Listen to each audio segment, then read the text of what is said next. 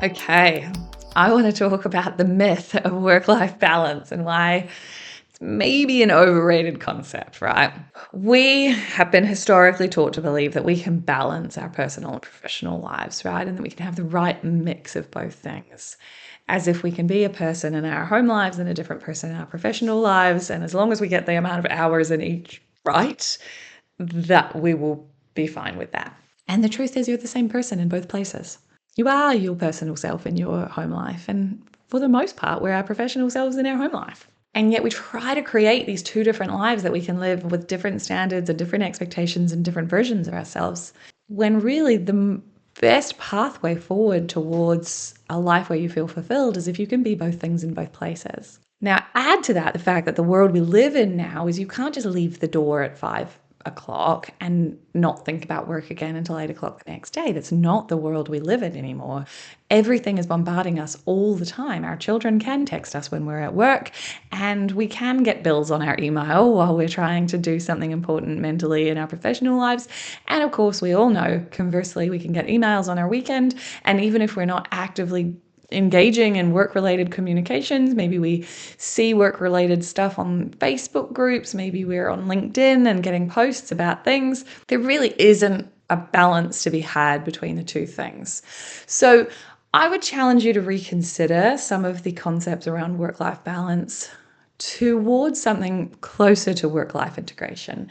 And what that looks like is working with you as a human and your natural energies, your natural rhythms, and fitting the flow of your life amongst those two things, okay? Now, not every workplace, of course, is going to allow you to be 100% flexible with this sort of stuff, but this is where we're starting to move into a modern world where we can have these conversations with employers, where we can start to talk about it, and where it's not feasible operationally to build our own when our brain works best into our work life, like it might be for some, then we can at least be more aware of them and create structure and systems that protect us from the fact that it's not perfectly set up for us. All right. You want to make sure that you are blocking time to protect each thing. Okay. So whether that's dinner time is no work no matter what, and whether during X and YZ hours at work, you are in deep work mode, your brain is only on work mode, you don't have your emails on, you leave your phone in the other room, and you're head down, bum up, doing something that's hard and meaningful to get done. You want to have a couple of those hard boundaries that you can really clearly relate and connect to what's going on and be fully present.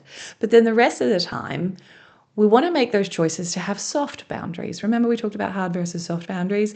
And what that means is when we do get a work call on a weekend, accepting that without resentment, without frustration, because of course those are the exhausting emotions. Those are the ones that really crave our career resilience, because you give yourself permission to also reply to an email from your bank during the workday. And remove the guilt and the resentment in both directions. Because remember, the actual act of working on your weekend can be a little bit tiring, but the frustration and resentment about doing it, that's where the actual exhaustion and hits to your well-being become true and genuine.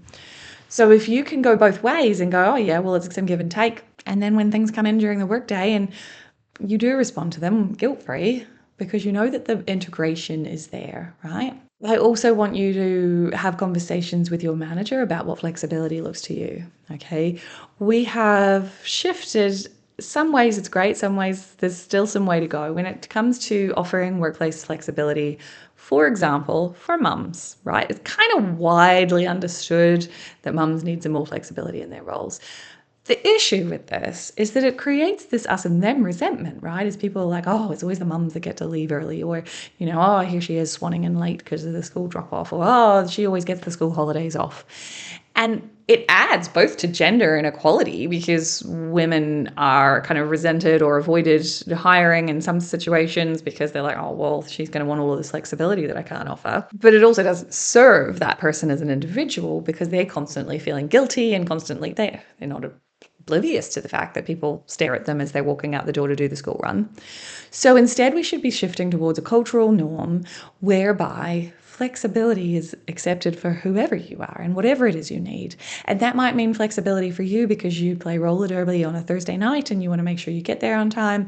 That might be you don't want to work every second Friday because you want to take a long weekend to drive a couple of hours to where your elderly parents live. That might be you need the flexibility of you want to volunteer for 1 month a year in Thailand, which means you'd like to add 1 extra hour to your day every week so that those hours are made up and you still get paid well. Or maybe it's, I want the flexibility to take a year to go and explore the world, but you to hold my job for me after a 12-month secondment. It's about creating a system where flexibility for anybody who has a life and we recognize that they are a real, unique human being, and being brave enough to have those conversations as an individual. Okay, because sure, it'd be nice if all workplaces were set up like that, but a lot of them aren't, partially just because they've never thought of it, and partially because they're stuck assuming that our systems and processes should create what our people do as opposed to what our people need should create our systems and processes. So these are conversations that we need to be having, because that work-life integration piece, because, you know, a kid's got a swimming lesson at 4 p.m. that we want to be able to take them to,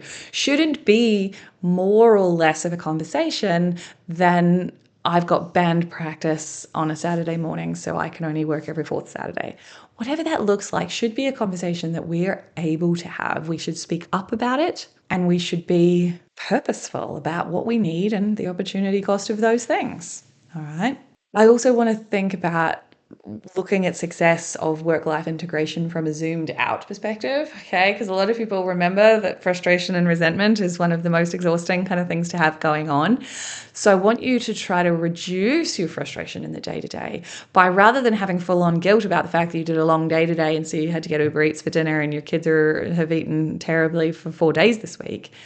And I want you to zoom out to a month or a 6-month kind of timeline and go, on balance, have I given my children what they need from me? And have I given my workplace what I need from me? Have I given myself what I need from me? Because there will be weeks or even months where you don't get much me time. And that's okay if we zoom out and make sure we take it in a period of time that makes sense depending on what's going on in our life at the time. So rather than feeling all of the frustration of today I worked late or this week I've been overworked, or this month I haven't given work very much because my kid's been sick and I had all of these appointments, don't consider that as your measures of success. Zoom out and consider it over time. How have your work and your life integrated with one another? I would also encourage you to mix pleasure with work. Okay, the loneliness that so many of us are experiencing because of the lack of connection in our modern Western world, we should be trying to find ways to bring that back to our workplace. Okay, so have family fun days with your work, invite people out for drinks, have shared team dinners, get one of the mums to pick all of the kids up from school and bring them to work and have some event, make the fun at work and invite some of your work people into your personal lives. Quit with the assumption that the two things have to be separate. Integrate them fully so that you can be your full self in both places. Do mix business and pleasure. It's really healthy for us, and it's something that we've moved away from as a society, which is not helping anyone. The other thing that I want to talk about when we're talking about the work-life piece is around how we decide what career path we're going to do. A lot of people, talk to me about wanting career coaching, and the first thing I say to them is, have you got what you want out of your life? And they're like, well, no, that's why I want career coaching. I'm like, well, no, you need to decide what you want out of your life, what you want your life to look like, and then build a career into that. So if your life, you want it to be traveling all the time, or you want your life to be as a stay-at-home mum as much as possible, or you want your life to be near the beach so you can surf every morning, or if you want your life to involve, getting time to write your novel on the side, all of those things should be effectively designed and built in before you work out which type of work you're going to utilize to make that happen. How are you going to use work to serve your life? Because what happens so often is people have decided on their career when they're 17 and they go to vet school, or they, do their studies, or they have this dream job that they aspire towards. And everything in the meantime is kind of just considered a holding pattern until they get that thing. But now they've got the thing and they just have to squish everything else around it. All right. So whether it's relationships, whether it's hobbies, whether it's me time, whether it's financial security, it all gets bundled up into, well, here's what I can do with the work job that I have. And therefore, this is what my life looks like now. So I really want to challenge you to consider life design before you consider career design, okay? And I think one of the mistakes that sometimes happens is the default pathway, okay? And I use this, sometimes this makes people feel uncomfortable if I hit a particular nail on the head for what's going on for you, and I apologize for that. But a really common kind of scenario in people's personal lives is the default set of series of events between meeting a partner, getting engaged, getting married, having a dog as a practice baby, buying a house, having a child, having a second child, buying a bigger house. There's kind of this planned out default way that life is supposed to go. And a lot of us fall into the trap of, well, that's the obvious next step. That's the logical next thing to do. I've been with this partner for 5 years. Yes, of course we should get married. Or we've had a kid. Of course we should have another one. Or we've had 2 kids. Of course we should buy a bigger house. It's the assumption that the next logical step is kind of set for you. And that comes back a bit to chapter 1 around whose definition of success are you going with? But a lot of us just feel the natural tug of what our friends are doing, and we look around and, oh yeah, this just is the right thing to do. And it's not on purpose. We're not being passive about our lives. We just don't stop and notice until we're midlife going, how did I even get here? Like, what just happened? So really noticing that we often do that in our careers as well, don't we? We, take the first job that we get, which naturally leads to this, and then we take a promotion because it's the logical next step, because now we've been the most experienced person here for this long. And even though I'm not very good at leadership, it's obviously the logical thing to do now. And then we take another step because it's the logical promotion, and that makes sense. And then again, we find ourselves to a state of our career that we're like, this isn't even right for my personality. Like, why am I doing this? I don't especially enjoy it, and I'm not that good at it. And how many people I talk to are at this stage where they have accepted the logical next steps in personal and or professional lives, and now they don't feel like there's a pathway out of that. So this is where really we want to start thinking about non-traditional life choices. What are we willing to step back? And remember, it comes to the same words. Make your decisions on purpose. Notice whose voice is in your head or what logical default option you're taking. Sometimes the logical default option is the right option, of course. It suits many, many, many people. But do it on purpose with your eyes open. Because by doing that, it allows us to step outside of some of those traditional norms and notice that there is more than you would think out there. So one of my favorite quotes is the one up here at the moment, this find a man who makes you laugh and is really sexy. Find a man who's, financially secure and will be a good provider. Find a man who adores you and treats you really well. And whatever you do, make sure these men don't meet each other.